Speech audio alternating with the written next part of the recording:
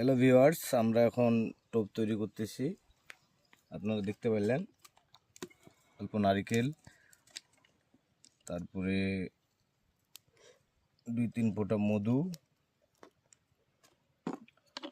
এটার মুখটা মেরে দিই। আর সব থেকে বড় কথা হচ্ছে আকর্ষণীয় মাছের যে ঘ্রাণটা নিয়ে আসবে টোপটাতে, সেটা হচ্ছে গা ঘি।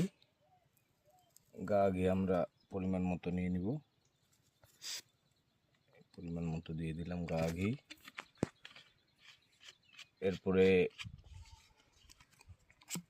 মাছের যে সুষম খাদ্যটা, এই যে পিঁপড়ার ডিম, এই পিঁপড়ার ডিম নিয়ে আসলে মনের ভিতরে একটা সাহস থাকে যে আমাদের এই জিনিসটা